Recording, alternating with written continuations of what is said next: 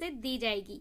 सो worksheet बहुत ही interesting है, बहुत मजा आएगा और कुछ बेसिक पॉइंट्स भी मैं आपको बताऊंगी जो वर्कशीट में मेंशन नहीं है लेकिन आपको पता होने चाहिए। ऑलराइट, तो यहाँ पे आपको देखिए नजर आ रहा है some common compound and their chemical formula. आप बोलेंगे ये क्या है यार, 3 वर्कशीट से कंटिन्यू फॉर्मूलों के बारे में पढ़ाया जा रहा है, केमिकल फॉर्मूला, केमिस्ट्री तो पढ़ा दो।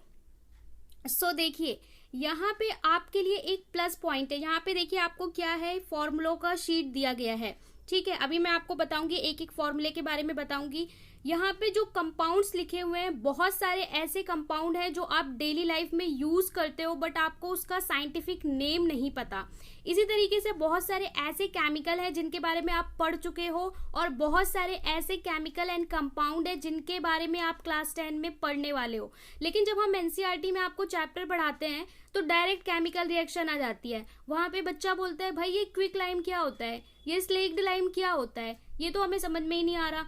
डायरेक्ट प्लास्टर ऑफ पेरिस आ जाता है रिएक्शन में।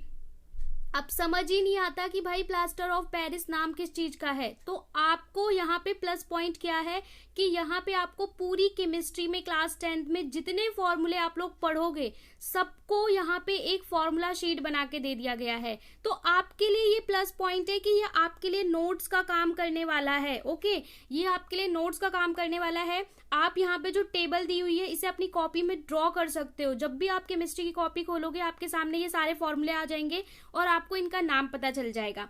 और अगर नहीं कर सकते तो एक प्रिंट आउट निकाल लो और कॉपी में पेस्ट कर लो। ओके, अब बात करते हैं हम फॉर्मूलों की।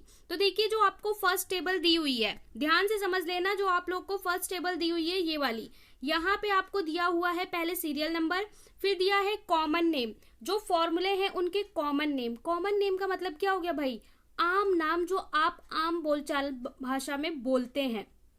सेकंड कॉलम में दे रखा है केमिकल नेम। केमिकल नेम आप बोल सकते हो या वो नेम जो साइंस में हम बुलाते हैं, और उसके बाद उसका फॉर्मूला दे रखा है। तो इसको मैं आपको रियल लाइफ में थोड़ा सा रियल लाइफ से रिलेट करके बताऊंगी। जैसे आपका कुछ भी नाम हो, पूजा, प्रीति, राहुल, समीर, ठीक है, तो आपका एक नाम होता है जिससे आप स्कूल में जाने जाते हो, कहीं पे भी जाते हो तो लोग आपको जानते हैं, आपके दोस्त जानते हैं। लेकिन घर पे आपकी जो रियल नाम है ना उससे कुछ निक नेम बना दिया जाता है, जैसे चिंटू, बिंटू, बबलू, बंटी, इस तरीके के नाम बना दिए जाते हैं। क्यों? क्योंकि वो निक नेम होता है, छोटा होता है घर में बुलाने के लिए। इसी तरीके से हमारे साइंस में फॉर्मूले होते हैं, तो उस फॉर्मूलों के नाम जो रियल नाम होते हैं, साइंटिफिक नाम होते हैं, बहुत बड़े होते हैं। तो हम इनके छोटे छोटे कुछ आम भाषा में, आम बोलचाल भाषा में हम इनके कुछ नाम रख देते हैं। तो यहाँ कॉमन नेम है जो आम बोलचाल भाषा में आप यूज करते हो।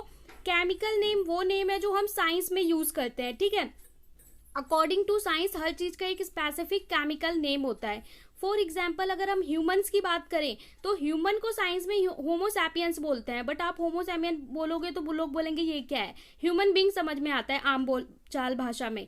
ठीक है, इसके बाद फॉर्मूला, तो एक एक फॉर्मूले के बारे में देख लेते हैं। सबसे पहले आपको दिया हुआ है ड्राई आइस। ड्राई आइस को हम क्या बोलते हैं, सॉलिड कार्बन डाइऑक्साइड। ठीक है, सॉलिड कार्बन डाइऑक्साइड बहुत बड़ा नाम हो गया, तो हम इसको शॉर्ट फॉर्म में एक आम भाषा में क्या बोल देते हैं, ड्राई आइस। और फॉर्मूला क्या होता है, फॉर्मूला वही होता है CO2। ठीक है, इसके बाद दूसरा हो गया हमारा बेकिंग सोडा। बेकिंग सोडा हम आम लाइफ में यूज करते हैं बट हमें इसका एक्चुअल फॉर्मूला नहीं पता होता। अगर आपसे कोई बोलेगा बेकिंग सोडा का फॉर्मूला लिखो तो आप नहीं लिख पाओगे। लेकिन अगर मैं आपको इसका केमिकल नेम बता दूं, सोडियम हाइड्रोजन कार्बोनेट, तो आप इसका नाम लिख सकते हो। कैसे? सोडियम का आपको पता है कि सोडियम मतलब Na, हाइड्रोजन, कार्बोनेट मतलब CO3। अब बहुत सारे स्टूडेंट बोलते हैं कि हमें फॉर्मूलों के नाम नहीं याद हो रहे। देखो, फॉर्मूलों के नाम आपको रटने की जरूरत नहीं है। अगर आपको सिंबल याद है तो आपको रटने की जरूरत नहीं है, आप खुद फॉर्मूला लिख सकते हो। फॉर एग्जाम्पल आपको पता है कि सोडियम को हम Na बोलते हैं, कार्बोनेट को हम CO3 बोलते हैं। ठीक है, तो सोडियम कार्बोनेट क्या होगा, NaCO3 होगा। तो अगर आपको सिंबल पता है और एलिमेंट्स के नेम पता है तो बहुत सारे फॉर्मूलों के नेम आप ऑलरेडी लिख सकते हो। ठीक है, अगर वैलेंसी नहीं पता तो भी। चलिए आगे देखते हैं। आगे है हमारा ब्लीचिंग पाउडर। और ये जो फॉर्मूले आप पढ़ रहे हो ना, ये आपको कुछ फॉर्मूले मिलने वाले हैं। आपका चैप्टर है चैप्टर नंबर 2 केमिस्ट्री में, acid, base and salts. Acid, base and salts में बहुत सारी आपको केमिकल रिएक्शन और बहुत सारे फॉर्मूले मिल जाएंगे। इसके बाद आपका मेटल नॉन मेटल वाला चैप्टर है, वहां पे कुछ फॉर्मूले यहाँ पे जो इस टेबल में दिए हैं मिल जाएंगे। इसके बाद आपका कार्बन एंड इट्स कंपाउंड वाले चैप्टर में कुछ फॉर्मूले मिलेंगे। मतलब पूरी केमिस्ट्री का जो 5 चैप्टर हैं, सारे चैप्टर के इंपॉर्टेंट फॉर्मूले आपको यहाँ पे दे दिए गए हैं, जिससे आप जब चैप्टर पढ़ें तो आपको कोई प्रॉब्लम ना हो। अब देखिए, जो बेकिंग सोडा है इसका फॉर्मूला क्या होता है, सोडियम हाइड्रोजन कार्बोनेट। आपको सारे याद करने की जरूरत नहीं है, जब आप रिएक्शन पढ़ोगे तो धीरे धीरे याद हो जाएंगे। इसके बाद हो गया बेकिंग पाउडर, इसको हम बोलते हैं sodium carbonate mid edible acid Na2CO3। Bleaching powder को हम बोलते हैं कैल्शियम हाइड्रोक्लोराइड CaOCl3। इसके बाद कुछ इंपॉर्टेंट है जो आपको पता होना चाहिए, सारे तो नहीं पर कुछ इंपॉर्टेंट है जो पता होने चाहिए। जैसे एग्जाम में आता है gypsum, write down the formula of gypsum. तो जिप्सिम का फॉर्मूला आता है, जिप्सिम को हम कैल्शियम सल्फेट हाइड्रेट बोलते हैं। जिप्सिम आपका VVI है, वेरी इंपॉर्टेंट है, ठीक है, और इसका फॉर्मूला भी इंपॉर्टेंट है। इसके बाद फिर जो इंपॉर्टेंट है वो आ गया हमारा क्विक लाइम। टेबल सॉल्ट, तो भाई टेबल सॉल्ट आप कॉमन सॉल्ट जानते हो, सोडियम क्लोराइड NaCl, तो ये तो हमेशा ही इंपॉर्टेंट होता है, पता ही है सबको। इसके बाद लाफिंग गैस, मर्ज गैस, ये सब इंपॉर्टेंट नहीं है। इसके बाद अगला है plaster of Paris, slaked lime, lime stone. जो इंपॉर्टेंट है वो मैं बता देती हूँ आपके लिए। जिप्सिम इंपॉर्टेंट है, क्विक लाइम इंपॉर्टेंट है, स्लेक्ड लाइम इंपॉर्टेंट है, लाइम स्टोन इंपॉर्टेंट है। इसके बाद आपका जो है एल्कोहल, एल्कोहल ये भी आप पढ़ोगे आगे चैप्टर्स में, ये इंपॉर्टेंट है। वॉशिंग सोडा ये इंपॉर्टेंट है। मिल्क ऑफ मैग्नीशिया, ठीक है, इतने आपके इंपॉर्टेंट है। आगे यहाँ पे कुछ और फॉर्मूले दे रखे हैं आपके, ये है इनकी केमिकल नेम। यहाँ पे कॉमन नेम नहीं दे रखे जो आप यूज करोगे, जैसे ammonium chloride, hydrochloric acid, sulphuric acid. अब मैं एसिड की जब बात आई तो मैं आपको एसिड के लिए बता दूं, बहुत सारे बच्चों को नहीं पता होता और बहुत सारे लोग बताते भी नहीं है। जब भी एसिड की बात आनी चाहिए तो आपको 3 एसिड पता होने चाहिए, 3 इंपॉर्टेंट एसिड के नाम पता होना चाहिए लाइफ टाइम, जब भी आप साइंस पढ़ोगे तो, ठीक है। एसिड कौन कौन से होते हैं, एक होता है हमारा HCl, इसको हम बोलते हैं मिनरल एसिड। जो सबसे स्ट्रॉन्ग एसिड होते हैं ना, 3 एसिड होते हैं, इनको हम मिनरल एसिड बोलते हैं। नंबर 1 HCl, नंबर 2 HNO3, इसको हम बोलते हैं नाइट्रिक एसिड, और तीसरा होता है H2SO4, ये हमारा होता है sulphuric acid. Hydrochloric acid, nitric acid, sulphuric acid. अगर कोई आपसे पूछे कि 3 मिनरल एसिड का नाम बताओ तो ये 3 मिनरल एसिड होते हैं, तीनों बहुत स्ट्रांग होते हैं। अगर आप केमिस्ट्री पढ़ोगे ना क्लास 11th में, अभी तो ये केमिस्ट्री का ABCD है, अगर 11th में केमिस्ट्री पढ़ोगे तब आपको असली केमिस्ट्री पता चलेगी। अब इसमें भी एसिड में भी ऐसे लिख देते हैं, कंसंट्रेटेड एसिड, डाइल्यूट एसिड। इसका क्या मतलब होता है, कंसंट्रेटेड एसिड का मतलब होता है उस एसिड में 95% एसिड है और 5% वाटर है, और डाइल्यूट का मतलब होता है कि 5% बस एसिड है और 95% वाटर है। तो ये सारी चीजें भी आप सीखोगे, समझोगे, ये सब 11th की बातें हैं। अभी बस आप लोग छोटी छोटी चीजें समझ लो कि यहाँ पे कार्बोनिक एसिड को हम क्या बोलते हैं, पोटेशियम नाइट्रेट को हम क्या बोलते हैं, ठीक है, लेड ऑक्साइड को। ग्लूकोज का फॉर्मूला इंपॉर्टेंट है, क्योंकि ग्लूकोज आप बार बार पढ़ते हो, जब आप रेस्पिरेशन पढ़ोगे वहां पे भी पढ़ोगे, फोटोसिंथेसिस पढ़ोगे वहां पे भी पढ़ोगे, तो ग्लूकोज तो एवरग्रीन फॉर्मूला है, ठीक है। इसके अलावा आपका हो गया citric acid, formic acid, oxygen gas, hydrogen, ozone. Okay, इसके बाद आपका ओजोन, क्योंकि ओजोन हमारा इन्वायरमेंट से रिलेटेड है, O3 फॉर्मूला होता है।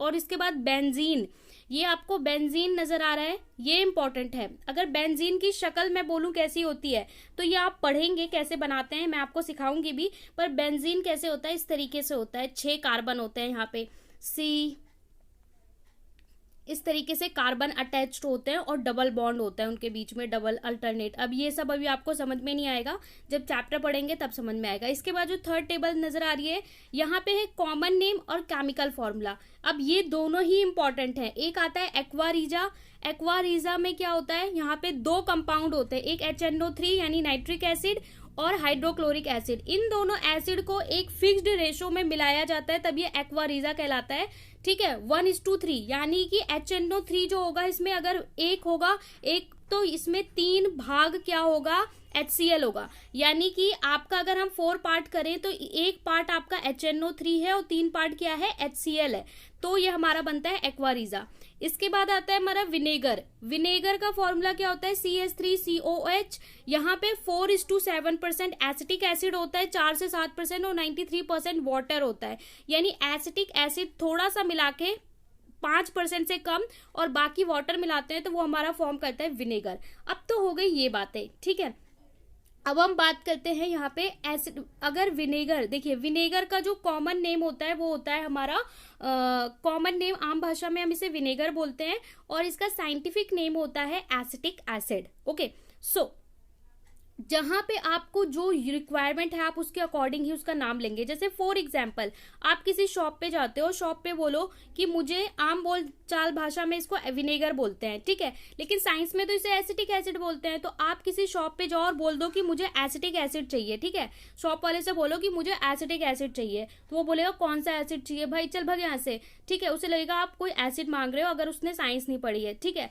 और इसी तरीके से अगर आप अपनी केमिस्ट्री लैब में जाके अपने टीचर को बोलोगे, उसने बोला कि जाओ एसिटिक एसिड उठा के लाओ बॉटल, तो आप जाके बोलो कि मैम मैं विनेगर ले आया, तो टीचर आपको ऐसे देखेगी ना कि आपका मन करेगा कि मैं मिट्टी में गड़ जाऊं, ठीक है। तो जहां पे जो जिसकी रिक्वायरमेंट है वो बोलो। जैसे कि आपको पता है जो विनेगर है उसे घरों में भी यूज किया जाता है, अचार में, ठीक है, तो वहां पे अगर अचार वगैरह में यूज करते हो, तो अगर आप अपनी मम्मी से बोलोगे कि आपने एसिटिक एसिड डाला है अचार में, तो आपको थप्पड़ भी पड़ सकता है।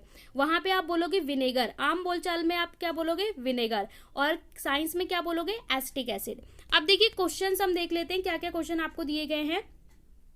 सारे फॉर्मूला बेस्ड ही क्वेश्चन दिए गए हैं। First of all right the chemical formula of the following, ठीक है, यहाँ पे आपको केमिकल फॉर्मूला लिखना है इन तीनों का। इसके बाद name of the compound which are use to aqua regia, aqua regia में कौन सा कंपाउंड यूज होता है, कितने रेशो में। राइट 3 एलिमेंट्स, कौन से 3 एलिमेंट यूज होते हैं ग्लूकोज में, उनके नाम बताने हैं। इसके बाद इन फॉर्मूलों का आप लोगों को फॉर्मूला बताना है जो आपको दिए हुए हैं, मिल्क ऑफ मैग्नीशिया। तो चलिए सबके फॉर्मूले लिख लेते हैं फटाफट से। क्वेश्चन में आपसे बोला था right the chemical formula of the following compound, chemical formula लिखना है किसका, क्विक लाइम का। अब देखो इसमें बच्चे बहुत कंफ्यूज होते हैं, क्विक लाइम किसे बोलते हैं, लाइम स्टोन किसे बोलते हैं, स्लैग लाइम किसे बोलते हैं।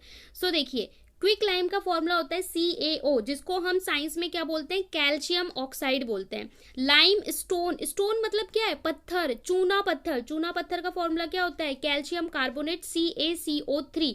इसके बाद होता है स्लेग्ड लाइम, स्लेग लाइम का फॉर्मूला होता है CaOH2 यानी कैल्शियम हाइड्रोक्साइड।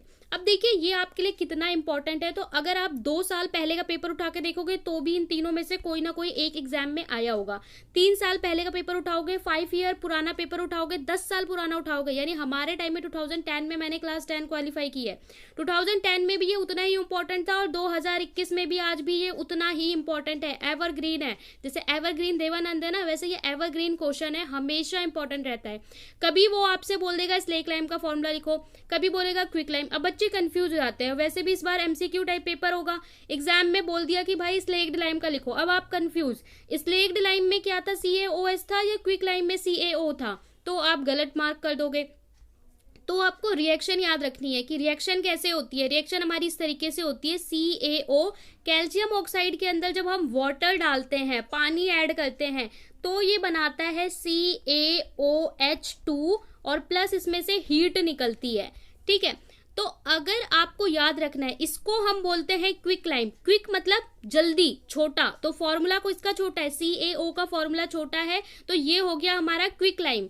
स्लेग्ड लाइम देखिए बड़ा फॉर्मूला है जिसमें पानी वाला भी होगा, OH होगा, तो ये कौन सा है, स्लेग्ड लाइम। स्लेग्ड बोलने में बड़ा लग रहा है, फॉर्मूला भी बड़ा है CaOH, तो ये हो गया स्लेग्ड लाइम। और क्विक लाइम छोटा फॉर्मूला। और इसके बाद लाइम स्टोन, चूना पत्थर, तो चूना पत्थर तो बहुत सिंपल है कि कैल्शियम कार्बोनेट होगा, CaCO3। अब आप कभी नहीं भूलोगे। अगला क्वेश्चन देख लेते हैं। नेक्स्ट में बोला है name the compounds which are use to form aqua regia. Aqua regia बनाने में कौन सा कंपाउंड लगता है, क्या रेशो है।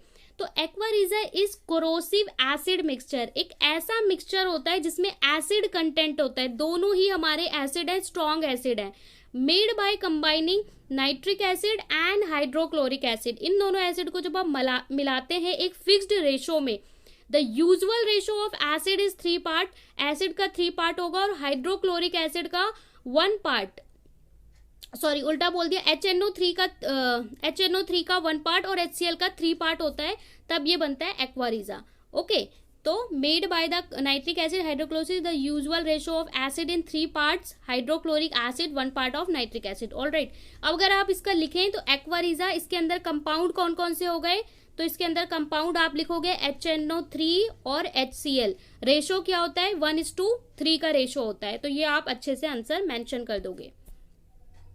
अगला क्वेश्चन है विच 3 elements collectively form a glucose. Glucose बनाने में कौन से 3 एलिमेंट यूज होते हैं? तो ग्लूकोज का फॉर्मूला याद हो तो आपको कोई दिक्कत ही नहीं। कार्बन यूज होता है, हाइड्रोजन और ऑक्सीजन होता है यूज। ठीक है, तो उसी चीज को लिख दिया कि 3 elements collectively form glucose, carbon, hydrogen, oxygen. In a glucose molecule 6 atom of carbon, 12 atom of hydrogen, 6 atom of oxygen. Chemical formula क्या हो गया? C6H12O6। नेक्स्ट क्वेश्चन है some common compounds are given below. कुछ common compound दिए हैं, फॉर्मूले लिखने हैं। मिल्क ऑफ मैग्नीशिया, देखिए अब मैं इसका मीनिंग भी बता रही हूँ इसलिए ध्यान से समझ लो। मिल्क ऑफ मैग्नीशिया क्या होता है? MgOH2 होता है। इसके बाद प्लास्टर ऑफ पेरिस, तो भाई प्लास्टर ऑफ पेरिस यही है कि अब आपने देखा होगा किसी का हाथ फ्रैक्चर हो गया, पैर फ्रैक्चर हो गया, उसके ऊपर प्लास्टर लगाया जाता है ना, एक ऐसा कंपोनेंट होता है सीमेंट की तरह, वो जम जाता है, तो वो यही फॉर्मूला होता है प्लास्टर ऑफ पेरिस। तो हम उसे प्लास्टर ऑफ पेरिस ना बोलकर सिर्फ प्लास्टर बोल देते हैं। तो उसका फॉर्मूला क्या होता है? आपने किसी को प्लास्टर लगाओ तो बोल भाई इसका फॉर्मूला पता है तुझे? CaSO4 होता है। ठीक है, तो आप बता सकते हो कैल्शियम सल्फेट हाफ H2O। देखो आपको इसको लिखना कैसे है, CaSO4। ठीक है, इसके बाद डॉट, जैसे हम मैथ्स में मल्टीप्लाई के लिए डॉट डालते हैं, 1/2 आधा H2O। अब आप बोलोगे कि हम वाटर क्यों लिख रहे हैं, हाफ H2O क्यों लिख रहे हैं, इसका क्या सिग्निफिकेंस है? तो ये हम इसलिए लिखते हैं क्योंकि जब हमारा कैल्शियम 2 होता है, जब हमारा फॉर्मूले में कैल्शियम 2 होते हैं तो उसमें एक वाटर मॉलिक्यूल होता है, लेकिन यहाँ पे हम कैल्शियम को 1 लिख रहे हैं इसलिए हम आधा वाटर इसके साथ लिखते हैं। ठीक है, तो ये इसका पूरा फॉर्मूला बनता है। अगला है वॉशिंग सोडा। वॉशिंग सोडा को हम आम भाषा में वॉशिंग सोडा बोलते हैं। इसका फॉर्मूला होता है सोडियम कार्बोनेट, तो ये होता है Na2CO3 सोडियम कार्बोनेट, फिर डॉट 10H2O। यहाँ पे 10H2O का मतलब क्या है कि हमारा एक सोडियम कार्बोनेट के एक मॉलिक्यूल में, एक कंटेंट में 10 वाटर मॉलिक्यूल ऐड होता है, तब ये पूरा कंबाइन फॉर्मूला बनता है। ओके, अगर आप इसे हटा दोगे तो ये नहीं बनेगा वॉशिंग सोडा। तो ये आपका फॉर्मूला पूरा है। इसके बाद है बेंजीन। तो बेंजीन क्या होता है? बेंजीन कार्बन की एक रिंग होती है। ठीक है, कार्बन की रिंग होती है जहां डबल बॉन्ड अल्टरनेट पे लगे होते हैं, ये बेंजीन, जिसको C6H6। ये आपको तब समझ में आएगा जब आप कार्बन एंड इट्स कंपाउंड पढ़ेंगे। तो ये आपके सारे इंपॉर्टेंट फॉर्मूले हैं। तो अभी आपको पूरा समझने की जरूरत नहीं है, लेकिन फॉर्मूलों के नाम और उनके फॉर्मूले याद होने चाहिए। इसके लिए सिंबल, एटॉमिक नंबर, वैलेंसी, इन चीजों को मजबूत कर लो, वरना केमिस्ट्री में हमेशा दिक्कत होगी।